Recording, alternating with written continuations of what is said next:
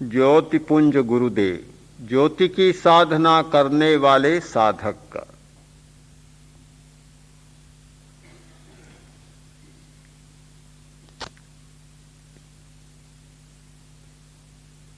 अध्यात्म की शिक्षा आवश्यक है, किंतु निर्विवाद नहीं।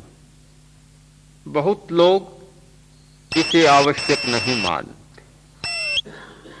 एक प्रश्न सदा उपस्थित होता है, मनुष्य को जो चाहिए वह सब हमारी विद्यापीठ की शिक्षा से मिल जाता है। फिर ये धर्म की शिक्षा, नैतिकता की शिक्षा या अध्यात्म की शिक्षा का भार मनुष्य पर क्यों लादा जाए? धर्म की जटिलता भी है, सब विचार समान नहीं है। प्रत्येक संप्रदाय की अपनी विचार सरणी है, विचार की शैली है और सिद्धांत भिन्न भिन्न है। तो फिर एक विद्यार्थी पर इसका भार क्यों लादा जाए? इस तर्क के आधार पर हमेशा अध्यात्म की शिक्षा को उपेक्षित किया गया। हमारी भूल वहां होती है कि जहां हम संप्रदाय और धर्म को, संप्रदाय और अध्यात्म को एक ही अर्थ में स्वीकार कर लेते। तर्क से कोई न भी माने, किंतु व्यवहार में कुछ ऐसा ही चल रहा है कि हमारी दृष्टि में धर्म या अध्यात्म संप्रदाय से भिन्न नहीं।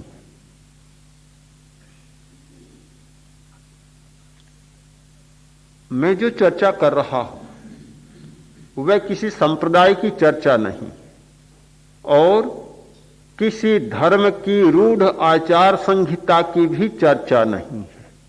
वह शुद्ध आध्यात्मिक चर्चा है। अध्यात्म की भूमिका में संप्रदाय और धर्म की आचार संहिता भी नीचे रह जाती है। अध्यात्म एक शुद्ध विज्ञान है, शुद्ध त्रैकालिक सत्य है। उसमें कोई देश काल का अंतर नहीं आता।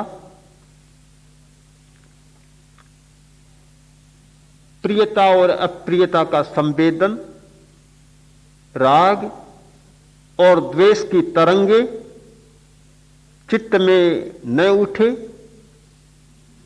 यह प्रत्येक मनुष्य के लिए एक समान सूत्र है। यही है हमारा अध्यात्म। आत्मानुभूति की बात छोड़ दें, बहुत परोक्ष की बात है आत्मा तक पहुंचना। इतना सूक्ष्म सत्य है, उस तक पहुंचने के लिए बहुत पैनी दृष्टि चाहिए। हम उसकी चर्चा न करें। यदि आत्मा की चर्चा शुरू हो गई, परमात्मा की चर्चा शुरू हो गई और उसमें उलझ गए, तो फिर साधना तो स्वयं समाप्त है।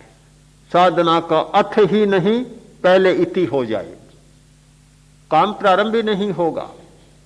हम चर्चा में न उलझें, जो हमारे सामने है स्पष्ट, उसके आधार पर चले। अध्यात्म का अर्थ है राग द्वेष मुक्त चेतना। चेतना हमारे सामने स्पष्ट है, उसमें कोई संदेह नहीं है, किसी को संदेह नहीं है। प्रत्येक व्यक्ति वर्तमान की चेतना को स्वीकार करता है। प्रश्न होता है अतीत की चेतना थी या नहीं, भविष्य में होगी या नहीं।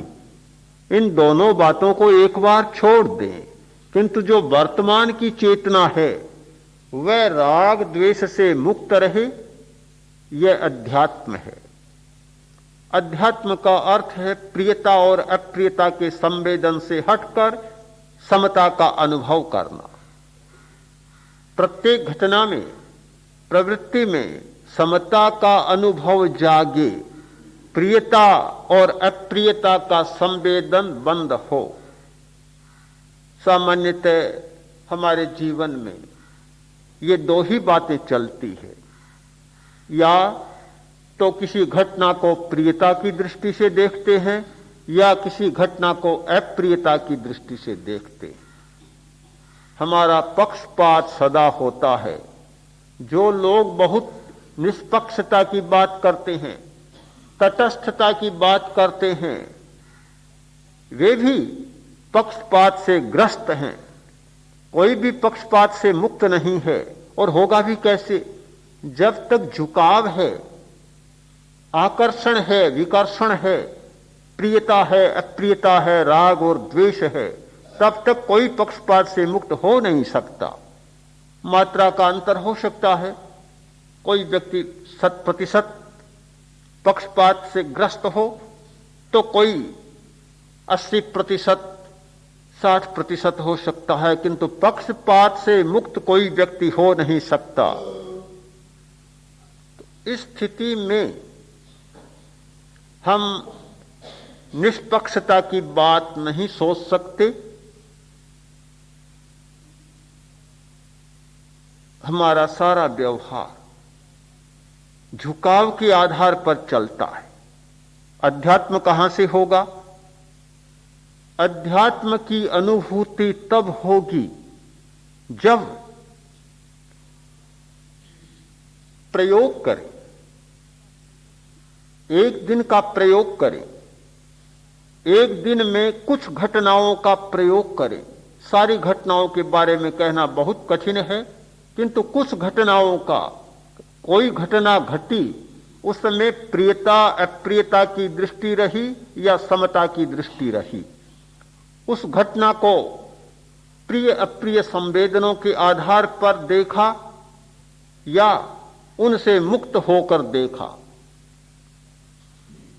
यह हमारा आध्यात्मिक दृष्टिकोण है। यह हमारी अध्यात्म की चेतना है। व्यवहार में चलने वाला आदमी व्यवहार को ज्यादा मूल्य देता है, इसलिए उसकी शिक्षा भी व्यवहार पर आधारित है।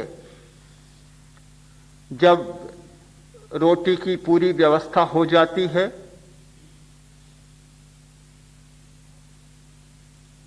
अर्थ की पूरी व्यवस्था हो जाती है और बौद्धिक विकास की तैयारी हो जाती है, तो फिर शिक्षा की संपूर्ति मान ली जाती।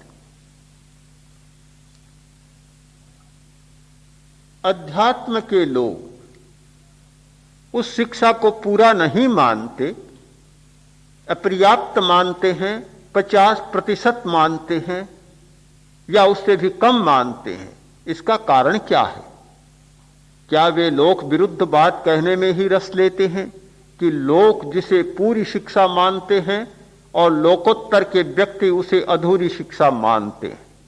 क्या यह उनका कोई दृष्टि का ही एक बिंब है या उसमें कोई सच्चाई है? हमारे सामने यह प्रश्न उपस्थित होता है कि जीवन विज्ञान की शिक्षा को, अध्यात्म की शिक्षा को शिक्षा के साथ जोड़ने का अर्थ क्या है? किस लिए? कोई प्रयोजन तो हमारे सामने स्पष्ट होना चाहिए। तो जब यह प्रयोजन की बात आती है तो एक बात उपस्थित करना चाहता हूं। समाज में सदा, अतीत में भी, आज भी और भविष्य में भी निशस्त्रीकरण की अपेक्षा रहती है। जहां जहां शस्त्रीकरण होता है वहां खतरे बढ़ते हैं, भय बढ़ते हैं। यह सारा भय शस्त्रों का भय है। यदि शस्त्र न हो तो दुनिया में कोई भय न हो। भयभीत मनुष्य ने शस्त्र का आविष्कार किया और शस्त्र ने मनुष्य को सदा भयभीत बनाए रखा और उसे भीरू बना दिया। समाज सदा से इस बात की अपेक्षा रखता रहा है कि निशस्त्रीकरण हो। आज का यह प्रबल स्वर है कि निशस्त्रीकरण हो। कितने राष्ट्रों ने मिलकर प्रयत्न किया कि निशस्त्रीकरण होना चाहिए। कितनी संधियां हुई, कितने प्रयत्न हुए, अभी काम पूरा हो नहीं सका। किंतु इस सच्चाई को हम अस्वीकार नहीं करेंगे कि मनुष्य सदा निशस्त्रीकरण चाहता है। शस्त्रीकरण नहीं चाहता, शस्त्रों को नहीं चाहता, डराने वाले साधनों को, हथियारों को नहीं चाहता। वह चाहता है कि कोई डराने वाला भी न हो और डराने का साधन भी न हो। पूरा अभय का वातावरण हो। हर व्यक्ति भय मुक्त होना चाहता है, किंतु शस्त्रों की दुनिया में कोई भय मुक्त नहीं होता। हो भी नहीं सकता। कैसे हो? तो निशस्त्रीकरण की जरूरत। किस लिए? केवल राष्ट्र के लिए नहीं, केवल समाज के लिए नहीं। निशस्त्रीकरण की सबसे पहली जरूरत है सुखी परिवार के लिए। परिवार में आदमी सुखी रह सके। आपके मन में प्रश्न खड़ा होगा कि परिवार में कौन से शस्त्रों का प्रयोग होता है? कोई शस्त्र का प्रयोग नहीं करता। बहुत सारे परिवार तो शस्त्र रखते ही नहीं, और रखते हैं तो अपनी आत्मरक्षा के लिए रखते हैं। अपने पारिवारिक जनों के प्रति शस्त्र का प्रयोग करने के लिए शस्त्र नहीं रखते। यहां मैं आपकी बात से सहमत नहीं हो सकता। शस्त्र के बारे में हमारी गहरी धारणा होगी तो पता चलेगा कि वास्तव में शस्त्र क्या है। हमने व्यवहार के धरातल पर बंदूक, तलवार, तोपें और आज बहुत सारे अस्त्र बन गए, प्रक्षेपास्त्र, इन्हीं को शस्त्र मान रखा है। किंतु अध्यात्म की भाषा शस्त्र के लिए दूसरी ही भाषा है। अध्यात्म की भाषा में शस्त्रों का एक वर्गीकरण मिलता है। स्थानांग सूत्र में 10 प्रकार के शस्त्रों का वर्गीकरण किया है। उनमें नमक भी एक शस्त्र है, अग्नि एक शस्त्र है, जहर एक शस्त्र है। शस्त्र का मतलब मार डालने वाला। जो मार डालता है वह सब शस्त्र है। क्या कोई दुनिया में ऐसी चीज है जो आदमी को न मार डाले, प्राणी को न मार डाले? कोई ऐसी चीज है? एक भी चीज का नाम आप बताएं कि यह चीज है जो आदमी को नहीं मारती है। खोजने पर भी नहीं मिलेगी। दृष्टि दौड़ाएं, खोजें, एक भी चीज ऐसी आपको नहीं मिलेगी जो आदमी को न मार सके। मारे या न मारे दूसरी बात है, न मार सके ऐसी कोई भी चीज नहीं मिलेगी। एक चींटी भी आदमी को मार डालती है। एक छोटा सा रजकण आदमी को मार डालता है। एक वायरस, एक जर्म, एक कीटाणु आदमी को मार डालता है। जितने पदार्थ हैं वे आदमी को मार डालते हैं। बहुत बार तो जिन पदार्थों को हम अपनी रक्षा का साधन समझते हैं वे साधन ही आदमी को मार डालते हैं, आत्मघाती बन जाते हैं। कोई भी ऐसा नहीं जो शस्त्र न हो। नमक भी शस्त्र है। बहुत अच्छा कहा है, नमक शस्त्र है। कितना तेज शस्त्र है, गला देता है, कण कण को गला देता है, बड़ा तेज है नमक। बहुत नमक खाने वाले भी अनुभव करते होंगे कि नमक कितना बड़ा शस्त्र है। ज्यादा नमक खाने वाले का गुर्दा बता देता है कि नमक कितना बड़ा शस्त्र है। ज्यादा नमक खाने वाले का बीपी बता देता है कि नमक कितना बड़ा शस्त्र है और कितना मार डालने वाला होता है। चीनी भी शस्त्र है।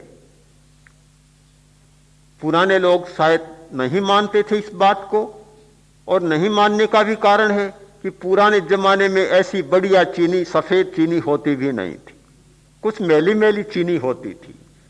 इसका मतलब था कि उसमें काफी तत्व बच जाते थे, और आज तत्व नहीं बचने चाहिए, इसलिए बहुत सफेद चीनी कर दी जाती है जो कि एकदम मीठा जहर बन जाता है। चीनी भी शस्त्र है, चिकनाई भी शस्त्र है।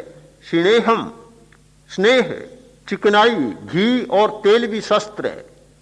अगर शस्त्र न हो तो थोड़ा सा हार्ट ट्रबल होता है। डॉक्टर सबसे पहले कहता है कि घी बंद करो, चिकनाई बंद करो। क्यों? अगर अमृत हो तो बंद किस लिए? घी को रत्न माना गया। पुराने लोगों ने तो घी को रत्न माना कि घी एक रत्न है, और आज की भाषा दूसरी है कि घी अनावश्यक है।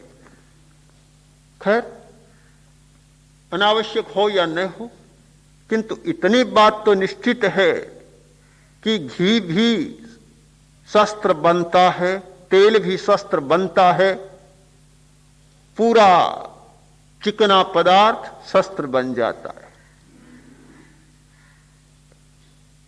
मुझे कहना चाहिए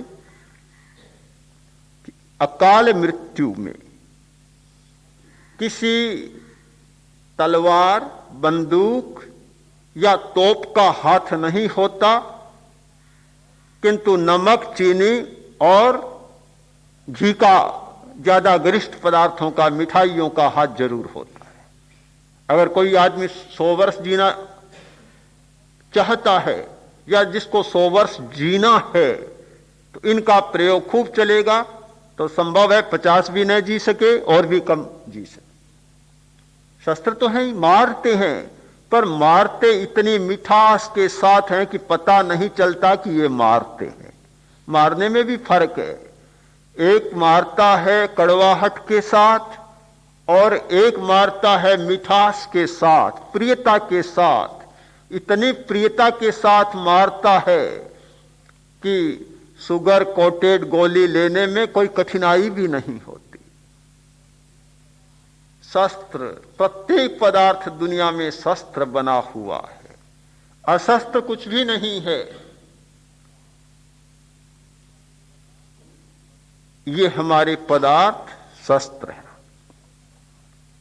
शस्त्र की एक अवधारणा, शस्त्र की दूसरी और गहरी अवधारणा है अध्यात्म की, और वह है दुप्पौत्ते मनोबाया काओ भावो ये अवीरई। हमारा शरीर, हमारी वाणी, हमारा मन, ये दुष्प्रयुक्त होते हैं तो शस्त्र हैं। दुष्प्रयुक्त मन एक शस्त्र, दुष्प्रयुक्त वाणी एक शस्त्र, दुष्प्रयुक्त शरीर एक शस्त्र। दूसरा शस्त्र भाव, हमारे मन के भाव, भाव जो लिस्याओं के भाव हैं, सारे भाव, पूरा हमारा भाव तंत्र एक शस्त्र है। तीसरी बात अविरति, आकांक्षा एक शस्त्र है। शस्त्र दो श्रेणियों में बंट जाते हैं, एक पदार्थ शस्त्र और एक मनुष्य की अंतर्वृत्तियां शस्त्र। शरीर हमारा शस्त्र है। क्या परिवार में शरीर नहीं है? शरीर तो रहता है। क्या परिवार में वाणी नहीं है? वाणी तो रहती है। क्या मन नहीं है? शस्त्र है। अभी आपको संदेह हो सकता है उनके शस्त्र होने में। जितनी लड़ाइयां बंदूकों, तलवारों और तोपों से नहीं लड़ी जाती, उतनी लड़ाइयां हमारे मन, वचन और शरीर से लड़ी जाती है, रोज लड़ी जाती है। कौन व्यक्ति ऐसा होगा जो दिन में 1-2 लड़ाई न लड़ लेता हो? स्वयं खोजें। लड़ लेते हैं, बहुत बार लड़ लेते हैं। और कई लोग तो लड़ाई को उधार लेना भी पसंद करते हैं। जहां भी पता चले कि लड़ाई की संभावना है, शायद तीसरे गांव भी पहुंच जाते। कौन नहीं लड़ता? एक उंगली का इशारा होता है, लड़ाई शुरू हो जाती, लड़ाई शुरू होती है। एक जबान ऐसी निकलती है, लड़ाई शुरू हो जाती है। एक मन में चिंतन ऐसा आता है कि लड़ाई शुरू हो जाती है। मन का चिंतन, राग और द्वेष से भरा हुआ मन का चिंतन सबसे बड़ा शस्त्र है। वाणी बहुत बड़ा शस्त्र है और हमारा शरीर बहुत बड़ा शस्त्र है। कहा जाता है एक कहानी में, कोई साधुओं की जमात आई,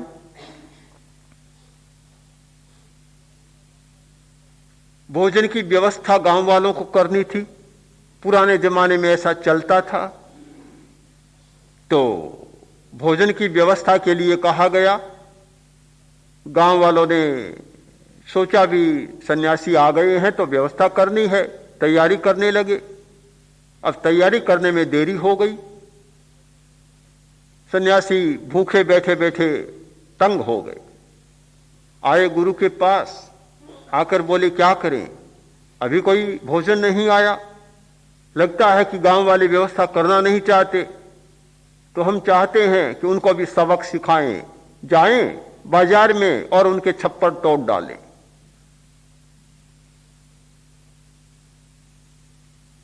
आ गए, तोड़ने लगे। गांव के लोगों ने कहा ये क्या कर रहे हैं आप, कि तुम लोगों ने हमारी व्यवस्था नहीं की भोजन की। कि महाराज कर रहे हैं, व्यवस्था करनी है, व्यवस्था करने में समय लगता, बात थोड़ी करनी है। बात करने में तो सब कुछ कर सकते हैं, पर व्यवस्था में तो आखिर समय लगता है। कर रहे हैं, इतनी जल्दी क्यों करते हैं आप? क्या आपने गुरु से पूछ लिया जो आप ऐसा कर रहे हैं? हां, पूछ लिया। क्या गुरु ने आपको आदेश दे दिया? दे दिया। क्या कहा?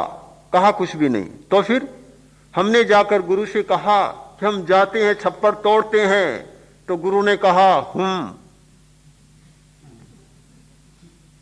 बस उंगलियां हिल गई, सिर हिल गया और मौन है। वैसे तो बोलेंगे नहीं। एक अंगुली हिलती है, थोड़ा सा सिर हिलता है, छप्पर टूट जाते। क्या शस्त्र नहीं है? शरीर का दुष्प्रयोग, वाणी का दुष्प्रयोग बहुत बड़ा शस्त्र बन जाता है, बनता है। जितनी लड़ाइयां वाणी के कारण होती हैं, लगभग अकारण लड़ाइयां होती हैं। उसके पीछे कोई कारण नहीं होता, किंतु बस वचन के कारण लड़ाई शुरू हो जाती है। दो लड़कियां मिली परस्पर रास्ते में। एक ने कहा आप बहन लड़े।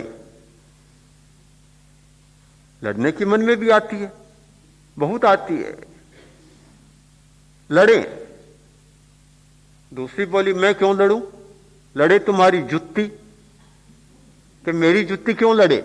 लड़े तुम्हारी जुत्ती। जुत्ती जुत्ती रटते रटते जुत्तियां निकल गई और सचमुच लड़ पड़ी। तो बहुत सारी लड़ाइयां हमारी वाणी के कारण होती हैं। हमें बोलने का विवेक नहीं होता, हम नहीं जानते किस प्रकार की भाषा का प्रयोग करना चाहिए। थोड़ी सी कोई बात होती है, तन जाते हैं। पिता पुत्र को कहता है, न पिता पूरे वात्सल्य के साथ कहता और न पुत्र विनय के साथ सुनता, क्योंकि वात्सल्य करना भी नहीं जानते और विनय करना भी नहीं जानते। और इसलिए नहीं जानते कि हमारे मन में भी शस्त्र भरे पड़े हैं, इतने तेज शस्त्र भरे पड़े हैं कि उनके सामने यह प्रियता, वात्सल्य, विनम्रता, ये सारे के सारे छिद जाते हैं, उन शस्त्रों से बिल्कुल चूर हो जाते हैं, उन्हें मौका ही नहीं मिलता। हमारी वाणी, शरीर और मन का दुष्प्रयोग सारी लड़ाइयों को पैदा करता है। क्या आप ये सोचते हैं कि जो महायुद्ध होते हैं या बड़े युद्ध होते हैं वे कोई बहुत बड़े कारणों से होते हैं? ये अगर ऐसा सोचते हैं तो सोचना भ्रांत होगा। आज तक के पूरे विश्व के इतिहास को उठाकर देखें, जितने महायुद्ध हुए हैं, जितनी बड़ी लड़ाइयां हुई हैं, वे बहुत छोटी बातों को लेकर हुई। बड़ी बात इतनी साफ होती है कि उसको लेकर लड़ाई लड़ने की बहुत जरूरत नहीं पड़ती। बहुत छोटी छोटी बातें, उन्हें लेकर लड़ाइयां हुई। यार पुराने जमाने में तो निश्चित ही ऐसा होता था कि एक राजा ने दूसरे राजा के लिए कोई एक अपशब्द कह दिया, बस उसे सहन नहीं होता, तत्काल चढ़ाई हो जाती। कोई बड़ी बात नहीं, फिर आक्रमण करना तो तैयार था। हमारे मन में इतने शस्त्र भरे पड़े हैं कि फिर निशस्त्रीकरण की बात कहीं सामने आती ही नहीं है। भाव एक बहुत बड़ा शस्त्र है। लड़ाइयां सारी भाव में से पैदा होती है, भाव में से उतरकर मन में आती है, मन से वाणी में आती है और शरीर में आती है। मूल केंद्रीय स्थान है सारे शस्त्रों का, वह है प्राणी का भाव। हमारा भाव संस्थान जो मन को प्रभावित करता है, विचारों को प्रभावित करता है, हमारी धारणाओं और मान्यताओं को प्रभावित करता है। एक धनुर्धर था, बहुत कुशल, बाण चलाने में इतना निपुण, धनुर्विद्या का इतना दक्ष कि बाण फेंकता कोई निशाना खाली नहीं जाता। यदि एक साथ में एक पेड़ के 100 पत्तों को बींधना है तो उसका बाण 100 पत्तों को बींधता हुआ चला जाए। इतना कुशल। राजा ने उसे मान्यता दी। उसके प्रदर्शनों पर राजा आश्चर्यचकित था, मुग्ध था, और राजा बहुत उसका प्रशंसक बन गया। एक दिन राजा ने कहा,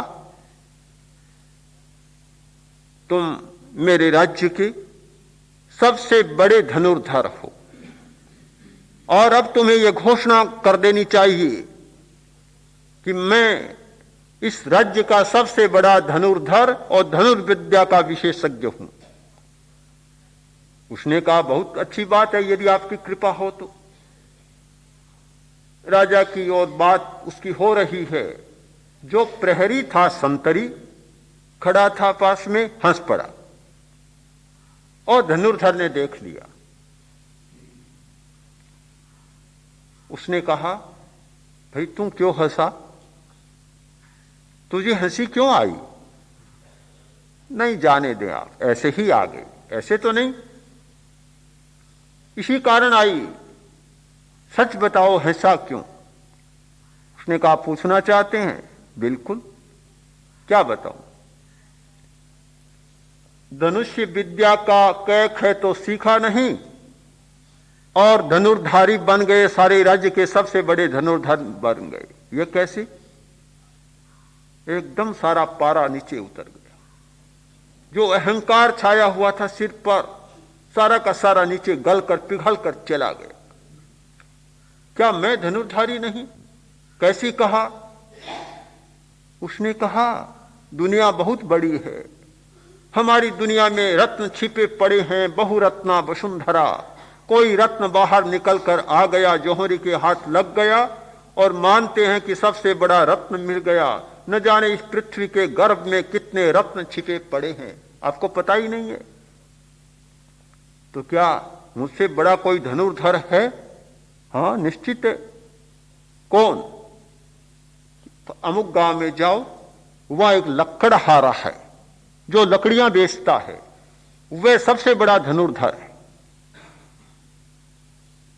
जाना पड़ा, गया, मिला, मिलकर अपनी आत्म बीती सुनाई और कहा कि मुझे भेजा है और मैं आपकी धनुर्विद्या देखना चाहता हूं, कला देखना चाहता हूं।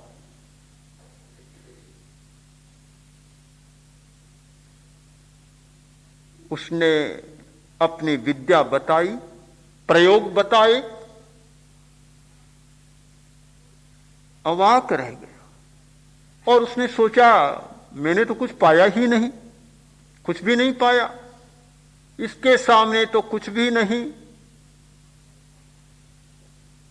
सचमुच सच्चाई का भान हो गया। उसके पास पढ़ा, कुछ सीखा, जाने लगा। मन में सोचा गुरु तो बना लिया, पर जब मुझे इस राज्य का सबसे बड़ा धनुर्धर बनना है तो जब तक यह व्यक्ति रहेगा तब तक बन नहीं सकता, इसको समाप्त कर देना चाहिए।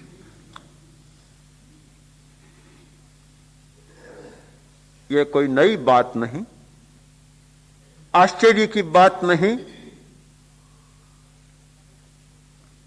कौन व्यक्ति इस भाषा में नहीं सोचता होगा? जिसके मन में यह अतृप्ति जाग जाती है कि मुझे सबसे बड़ा बनना है, वे अपने समान और अपने रास्ते में होने वाले हर रोड़े को मिटाने की बात सोचता है, निश्चित सोचता है। सारी दुनिया की प्रकृति है। जाने लगा, वह तो लकड़हारा था, जंगल में से लकड़ी लेकर आ रहा था, केवल लकड़ी का भारा था और इसके पास तो सजा हुआ पूरी योजना के साथ वह धनुष्य और बाण था। जैसे ही उसको देखा और तीर छोड़ा, उसने एक छोटी सी लकड़ी उठाई, जैसे ही तीर आया लकड़ी का ऐसा प्रयोग किया कि तीर टूटकर वहीं चूर होकर ढेर हो गया। वह देखता रह गया, अरे कोई गजब का आदमी है, इतने तेज बाण को केवल छोटी सी लकड़ी के टुकड़े से इसने निरस्त कर दिया। नहीं समझा जा सकता। पैरों में गिर गया, मैंने बड़ा अपराध किया। उसने कहा कोई अपराध नहीं, मैंने तुझे और बहुत सारी बातें सिखा दी। एक ये पाठ पढ़ाना था कि एक छोटी सी लकड़ी से बाण को कैसे वापस किया जा सकता है, कैसे उसे व्यर्थ बनाया जा सकता, यह पाठ पढ़ाना बाकी रहा था। आज यह पाठ भी पढ़ा दिया। वह मन में सोचता है मेरा बाण लगता तो पाठ पढ़ा दिया जाता, पर लगा ही नहीं। तो बोला मैंने जो कुछ किया, आप महान हैं, पर यह तो बताएं कि आपने कहां सीखा, आपके गुरु कौन है और क्या आपने सब कुछ गुरु से ले लिया? वह बोला कुछ भी नहीं, मेरे गुरु की बात तुम मत करो, वे इतने विचित्र हैं कि उन जैसा दुनिया में ही कोई धनुर्धर नहीं हो सकता। और आश्चर्य हो गया। चले गुरु के पास, गया, जाकर देखा जंगल में झोपड़ी में कोई बूढ़ा आदमी बैठा है। प्रणाम कर बोला मैं भेजा हुआ आया हूं और आपसे धनुर्विद्या के बारे में सीखना चाहता हूं। क्या जानते हो बताओ। अपनी सारी विद्या बता दी, सारी कला बता दी। गुरु ने कहा अभी कुछ भी नहीं सीखी, कुछ भी नहीं सीखे। सोचा ये क्या, इतना सीख गया फिर भी कहते हैं कुछ भी नहीं सीखे। चलो आओ मेरे साथ। गुरु आगे हो गए, ये पीछे हो गया। इसके हाथ में धनुष्य है, बाण है, गुरु के हाथ में कुछ भी नहीं। सोचा कहीं भूल तो नहीं गए हैं। आया, कान में बोला गुरुदेव क्या आपके लिए भी धनुष लेना है, कहीं भूल तो नहीं गए आप? उसने कहा कोई जरूरत नहीं, तुम आ जाओ। आ जाओ।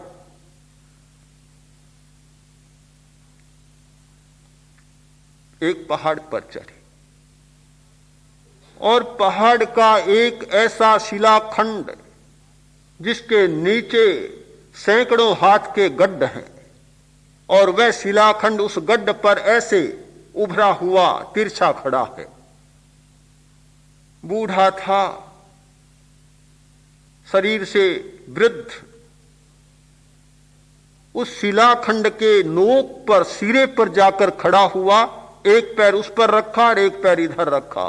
अगर थोड़ा सा पैर भी चूक जाए तो सीधा खड्ड में जाकर गिरे। खड्ड में गिरे तो पता ही न चले कि कोई था या नहीं था। इतना भयंकर स्थान, वहां जाकर खड़ा हुआ। पीछे सारा खड्ड और उस शिलाखंड के सिरे पर पैर रखा हुआ। यह तो कांपने लग गया, पता नहीं कब चूक जाए। बोला, यह स्थान तो अच्छा नहीं है। तो धनुर्विद्या को जानता ही नहीं जानता तो धनुर्विद्या को। यह स्थान ही अच्छा स्थान है और यहां खड़े रहकर ही धनुर्विद्या सीखी जा सकती है। बोला, धनुष किस लिए? दूसरों को मारने के लिए, गिराने के लिए? यही तो काम है।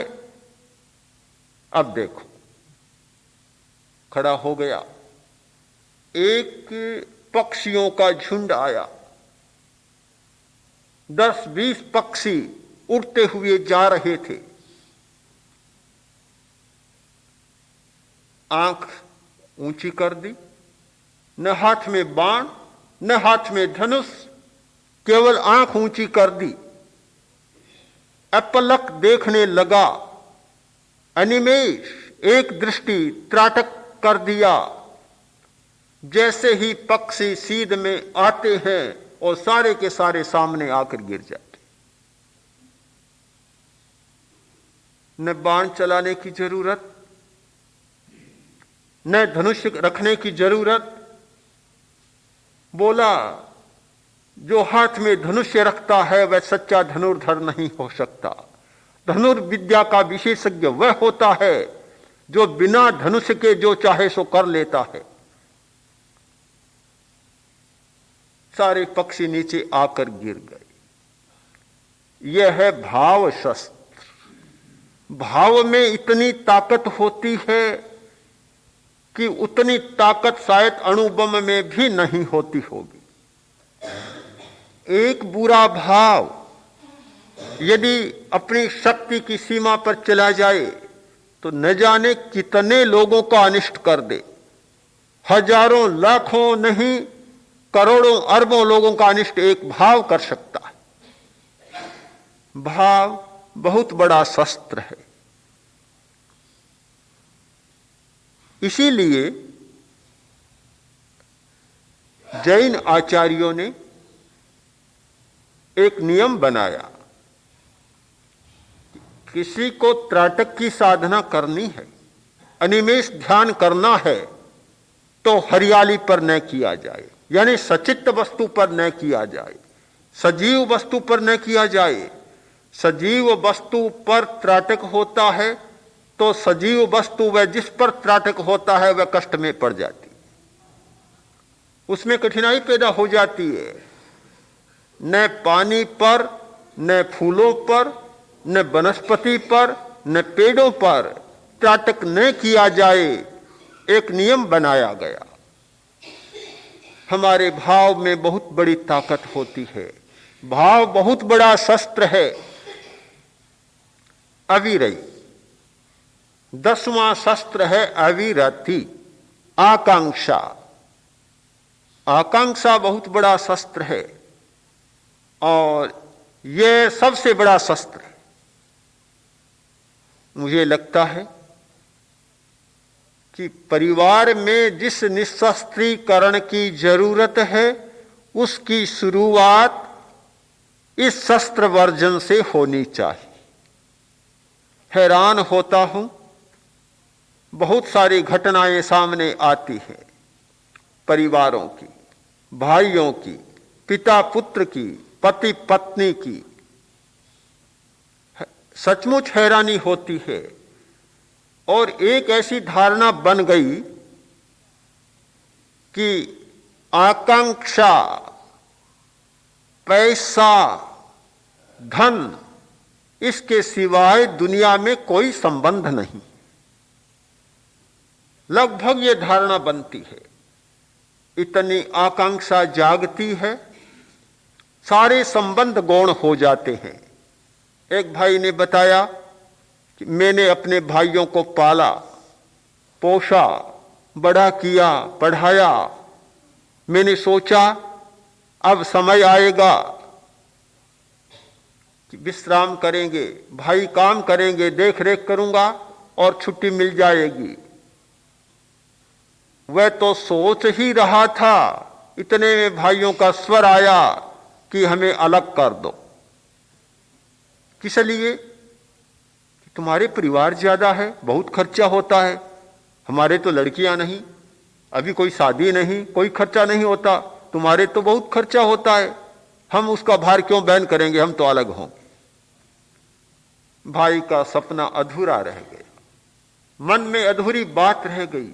एक बात नहीं, न जाने कितनी बातें ऐसी होती है। एक भाई ने बताया कि हम लोग सब साथ में थे, सब साथ में काम करते थे, बड़ा अच्छा हमारा काम चलता था। एक भाई के मन में आकांक्षा जाग गई कि मुझे धन अधिक संग्रह करना है। छिपे छिपे संग्रह करना शुरू कर दिया, सारा फार्म टूट गया, भाइयों का प्रेम और विश्वास टूट गया, और आज यह स्थिति बन गई कि जो कुछ लेना है वह भी नहीं ले पाते, देना है वह भी नहीं दे पाते। न जाने कितनी ऐसी घटनाएं घटित होती होंगी। क्यों होती है? अविरति के कारण। एक और पदार्थ के शस्त्र, दूसरी ओर हमारे भावात्मक शस्त्र, जो 3 शस्त्र, मन वचन काया का दुष्प्रयोग, दूसरा भाव और तीसरी अविरति, आकांक्षा, ये 3 शस्त्र हैं। गणित की भाषा में सोचिए, पहला और दूसरा। पहला स्थान बंदूक, तोप और गोलों का नहीं है, पहला स्थान भाव, दुष्प्रयोग और आकांक्षा का है। यह होता है तब पदार्थ के शस्त्र बनते हैं, या पदार्थ ही शस्त्र बन जाता। हर पदार्थ शस्त्र बन जाता है। बादशाह ने पूछा बीरबल से कि सबसे बड़ा शस्त्र कौन सा? उत्तर मिला अवसर। बादशाह ने कहा तू बड़ी बेहुदी बात करता है, अवसर भी कोई शस्त्र होता है? कोई बंदूक बताता, तोप बताता और कुछ बताता, अवसर क्या शस्त्र होता है? बोला बिल्कुल ठीक कहता हूं महाराज, अवसर ही शस्त्र होता है, सबसे बड़ा शस्त्र होता है। मौका मिल गया। दूसरे ही दिन बादशाह जा रहा था, बीरबल भी साथ में था। हाथी पागल हो गया, दौड़ने लगा मदोन्मत्त होकर, बुरी तरह बादशाह और बीरबल खड़े थे उधर आने लगा। बीरबल ने सोचा मारे जाएंगे, कोई उपाय नहीं है, कोई आदमी इधर नहीं है अभी तो, सुरक्षा करने वाला भी, क्या करें? तत्काल एक कुत्ता दौड़ता आ रहा था। बीरबल ने कुत्ते की टांग पकड़ी, घुमाया और हाथी पर फेंका। हाथी पर जैसे ही कुत्ता गया, नोचने लगा और हाथी भी दौड़ने लग गया, चला गया। बादशाह ने कहा रे क्या किया बीरबल, आज तूने बड़ा चमत्कार दिखाया। चमत्कार दिखाया, आप भी समझ गए होंगे क्या? कि कल मैंने कहा था कि सबसे बड़ा शस्त्र होता है अवसर। अवसर की बात थी। उस समय बंदूक, तलवार, लाठी ढूंढने जाऊं तो कहां से आएगी? कुत्ता ही मेरे लिए अस्त्र बन गया। दुनिया में कोई भी पदार्थ ऐसा नहीं जो शस्त्र न बन सके, किंतु वे शस्त्र पदार्थ तब बनते हैं जब भीतर में हमारी प्रथम श्रेणी के शस्त्र सक्रिय होते हैं। जब तक प्रथम श्रेणी के शस्त्र सक्रिय नहीं होते, तब तक द्वितीय श्रेणी के शस्त्र सक्रिय नहीं होते। ये द्वितीय श्रेणी के शस्त्र तभी सक्रिय होते हैं कि हमारे प्रथम श्रेणी के शस्त्र काम करते रहते हैं। मानता हूं जीवन विज्ञान की शिक्षा इसलिए जरूरी है कि हम प्रथम श्रेणी के शस्त्रों का निरस्त्रीकरण कर सके। यह राजनेताओं की राजनीति के मंच पर होने वाली निशस्त्रीकरण की चर्चा की बात कभी पूरी नहीं होगी, और इसलिए नहीं होगी कि वे द्वितीय श्रेणी का काम करना चाहते हैं। जो बाद में करने का काम है वे करना चाहते हैं, पहले करने का काम नहीं करना चाहते। जब तक पहले करने का काम नहीं किया जाता तब तक बाद में करने का काम पूरा होता नहीं। बाद की बात तो बाद में सोचनी चाहिए, पहले तो मूल की बात सोचनी चाहिए। हमारी पूरी शिक्षा की व्यवस्था में उन प्रथम श्रेणी के शस्त्रों को मृदु बनाने की, उनके जहर को समाप्त करने की कोई व्यवस्था नहीं है। इसलिए अध्यात्म शिक्षा की जरूरत होती है कि हम प्रथम श्रेणी के शस्त्रों को समाप्त कर सके, निशस्त्रीकरण कर सके। वह नहीं होता है तब तक शस्त्र रखने वाला भी दुख पा रहा है और जिस पर शस्त्र का प्रयोग होता है वह भी दुख पा रहा है। एक आदमी गाली देता है,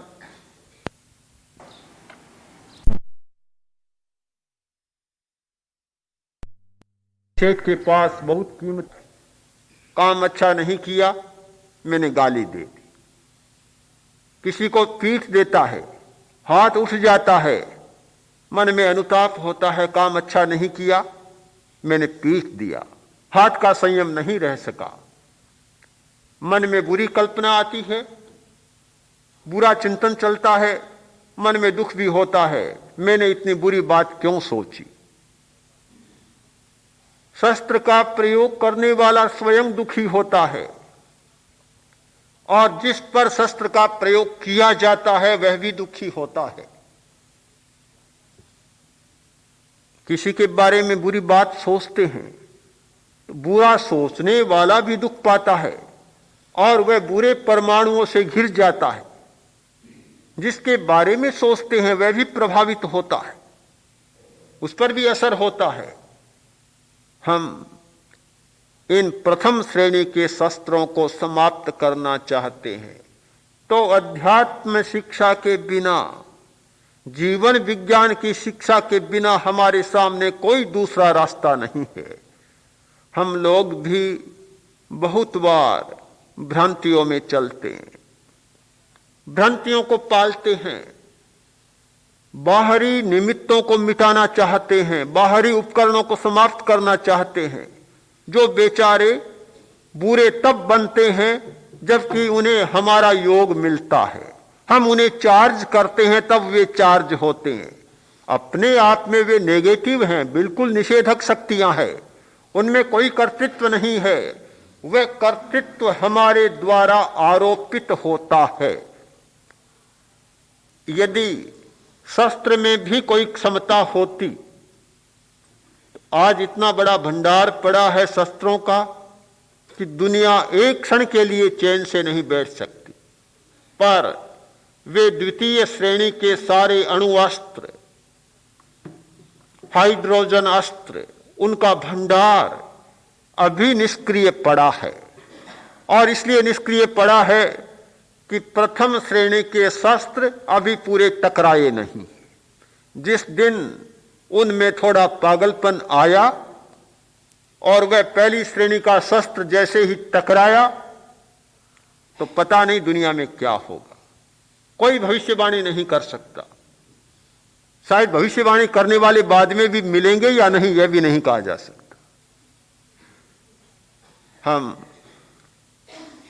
इस बात को अनुभव करें, इस वास्तविकता का अनुभव करें, सच्चाई का अनुभव करें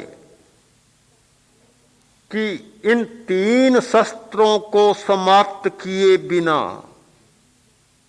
परिवार में भी सुख से नहीं रह सकते, समाज में भी सुख से नहीं रह सकते और राष्ट्र में भी सुख से नहीं रह सकते।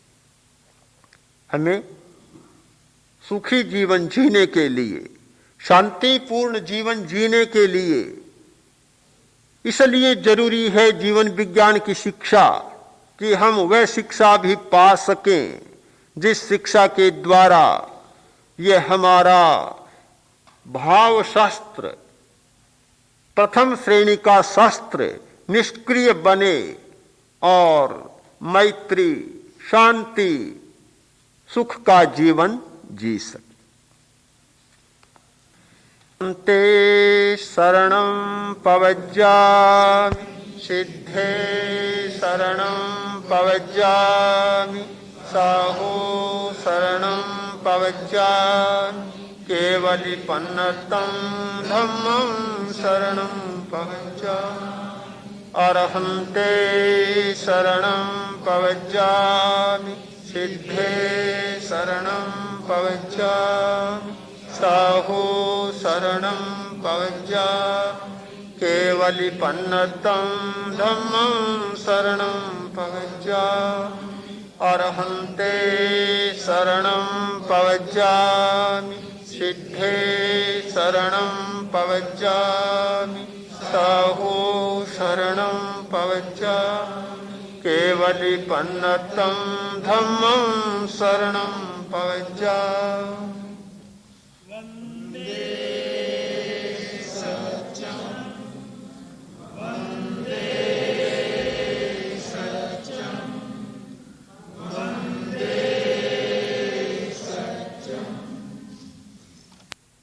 की भांति